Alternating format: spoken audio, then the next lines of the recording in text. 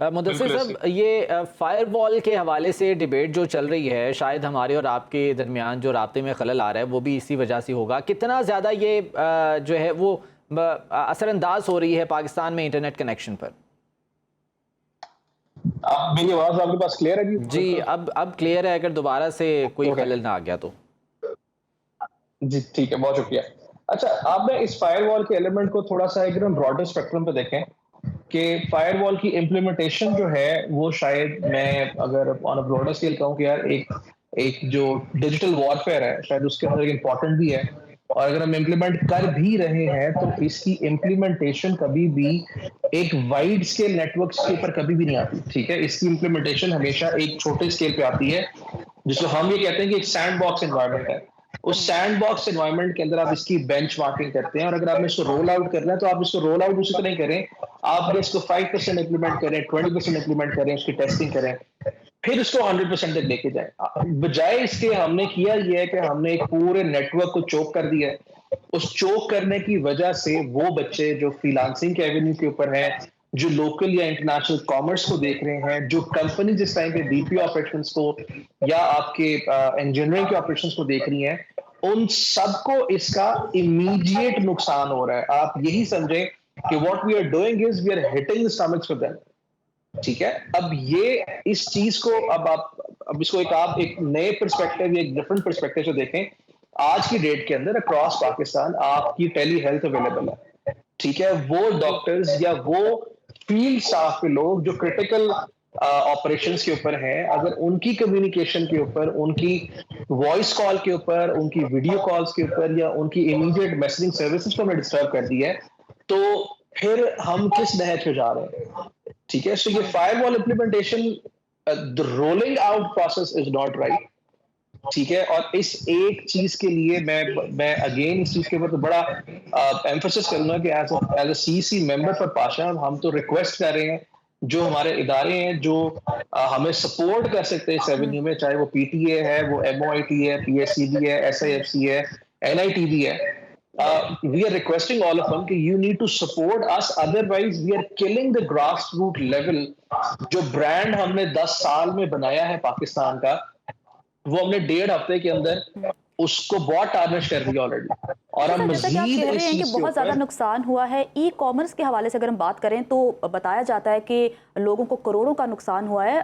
4G service तो दूर की बात है, अक्सर 3G भी काम जो है नहीं करता। इस पर आप क्या कहेंगे कि ई कॉमर्स को कितना नुकसान हुआ है? ई कॉमर्स का अगर आप देखें ना, लोकल ई कॉमर्स जो है पाकिस्तान के अंदर, it is 80% dependent on WhatsApp messaging. क्योंकि आपका बहुत बड़ा जो नेटवर्क है वो सीओडी के ऊपर है, कैश ऑन डिलीवरी के ऊपर चलता है, जहां पे राइडर्स ने भी यूटिलाइज करना है उन इमेजेस को, उन टेक्स्ट को, उन वॉइस मैसेज को। फिर आपकी जो मेटा की एड्स का स्पेंड है, खास तौर पे लोकल कॉमर्स के अंदर, वो इस टाइम पे बिल्कुल जीरो हो चुका है। ठीक है? जब जी। मेटा पे स्पेंड नहीं हो रहा होगा, एड्स नहीं चल रहे होंगे, सेल्स नहीं आ रही होंगी, तो इसका मतलब ये है कि आपके जो डिलीवरी नेटवर्क्स हैं उनके पास भी कोई बिजनेस नहीं है।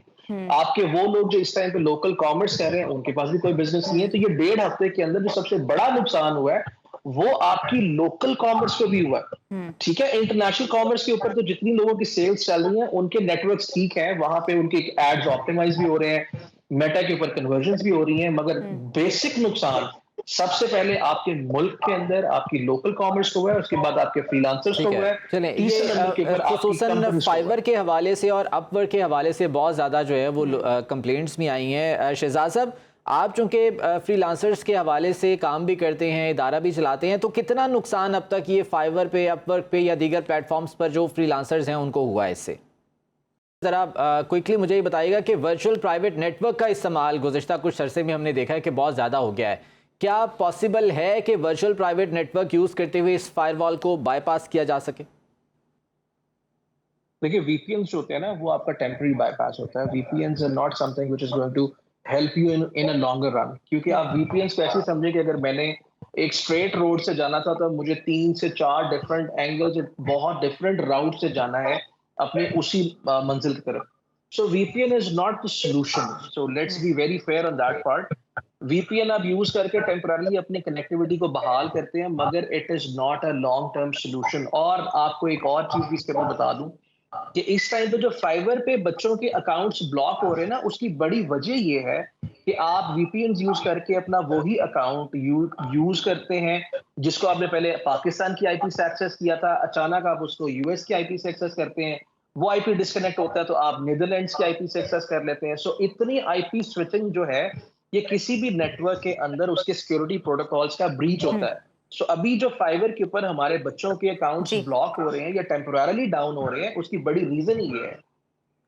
ठीक है। इंटरनेट सार्फिन काफ़ी परेशान है, और अगर हम फ्रीलांसर्स की बात करें तो इतनी बड़ी इंडस्ट्री है, इतने ज़्यादा फ्रीलांसर्स पाकिस्तान से ऑपरेट करते हैं, लेकिन उन्हें काफ़ी मुश्किलात का सामना है और काफ़ी नुकसान हो चुका है। शहजाद अहमद साहब और मुदस्सिर मलिक साहब हमारे साथ मौजूद थे। आप दोनों मेहमानों का बहुत शुक्रिया। दिन भर में वापस आएंगे एक ब्रेक के बाद।